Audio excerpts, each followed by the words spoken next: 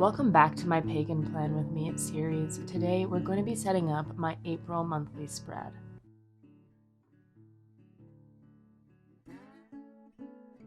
It's a fairly simple spread. All you're going to need is a few felt markers of your choice, as well as a black fine tip pen and some washi tape.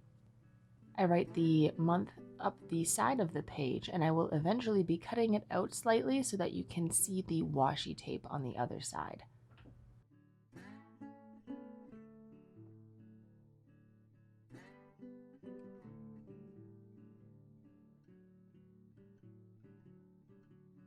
I have not done a vertical kind of calendar setup this way at all this year, so this is a new monthly layout for me.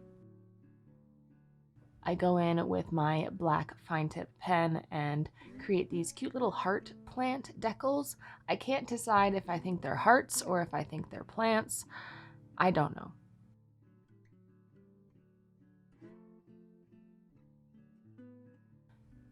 I then use a darker marker to create a bit of a drop shadow. This is kind of the extent of the graphic intensity during this monthly spread. March was really busy. April and May are appearing to be just as busy, so during the springtime, my spreads tend to be a little bit less intricate, depending on how heavy my to-do list is that month.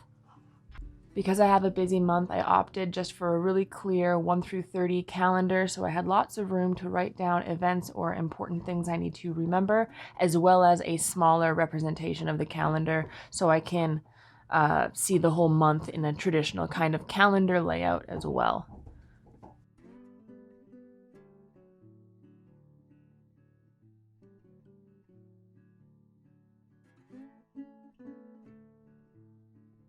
I just mark off Saturday and Sunday, and then I start cutting out the April kind of Dutch door.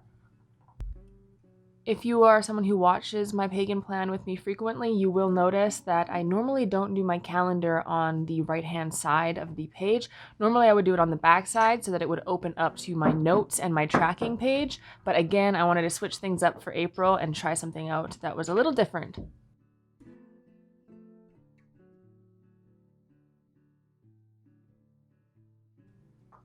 I'm not sure if it was the scissors I chose, but cutting this out was actually quite difficult. I could not get my angles right, so my cut job is pretty mediocre.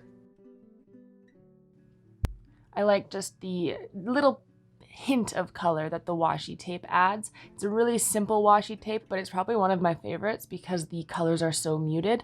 It adds a lot of interest, but it's not like really loud and obnoxious.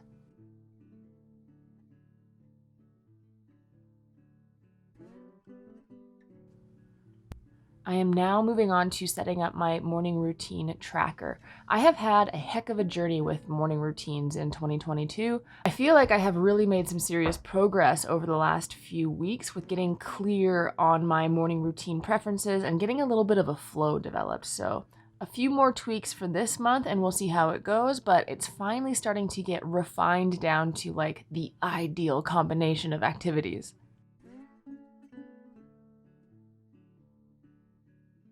A few of the things I like to kind of keep track of would be my journaling, my mantras, any kind of meditation that I do, and a few other things like breath work or impromptu morning dance sessions.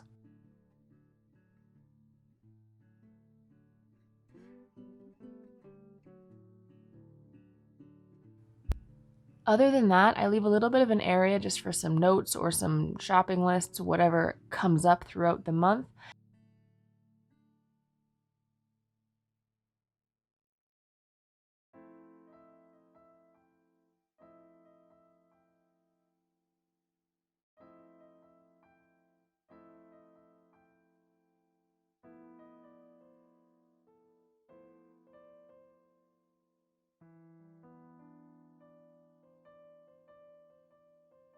The bottom part of this page I will actually come back to later on. I wasn't exactly sure on what I wanted to use it for, so I spent the rest of the spread thinking about it while I finished getting the weeklies set up. So we'll come back to this page and finish it off closer to the end of the video.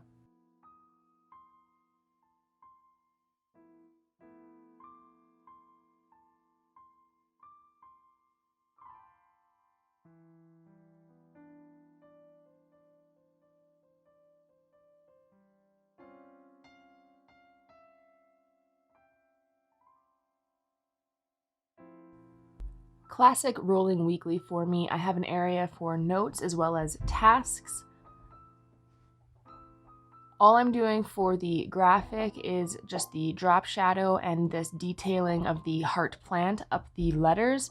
I have not done a rolling weekly that looks like this per se, but I actually really enjoy the larger letters representing the whole 4-space area per day of the week. Turned out really cute. I'm excited to see how it looks and kind of holds up over the month. I'm going to be writing in this journal a lot this month because I've got so many different small events and like intricate things I need to remember, so it'll be interesting to see if it looks super busy or if I still like it and it's easy to read as we get further along.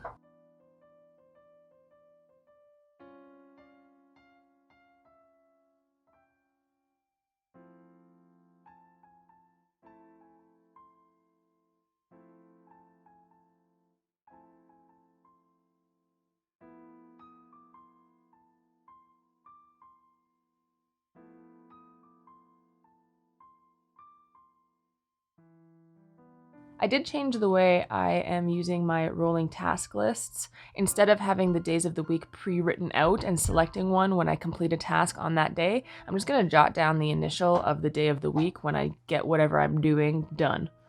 Hopefully this lets me keep it a little bit neater. I wasn't liking what the rolling tasks looked like by the end of the week or the month on my previous attempts, so we'll see how it goes. This was a really fast spread, and I'm really thankful for that. But I also enjoy just the level of interest. It still looks complete and like I used my pages well, so I'm happy with this more simple and less intricate spread, but I also still think it's very cute and I feel rather inspired looking at it. It's very clean and minimalist and organized, and I feel like that's setting myself up for success for the busy month ahead.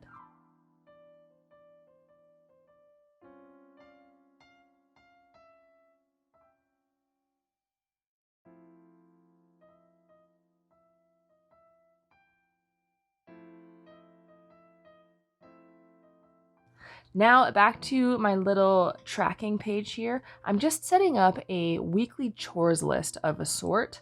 We do Monday massages at the house, so I'm going to be tracking that here, as well as the days that I want to water my plants, do my bed sheets, and vacuum the rug kind of stuff. These were tasks that were often clogging up space in my rolling task list, so I wanted to see what it would kind of play out as if I created a weekly chore reminder area. So again, constantly kind of tweaking this tracking page, but I'm excited to see how this works out for a whole month. That's the fun thing of creating a bullet journal. You get to change your trackers and kind of recalibrate and redirect your progress every month. It's an opportunity to start a different habit or change how you track your habits.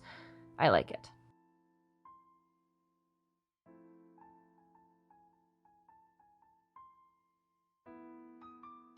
Thank you so much for watching and hanging out with me while I set up my April monthly spread. I told you this was going to be a pretty quick video. We're all done, and this is what she looks like.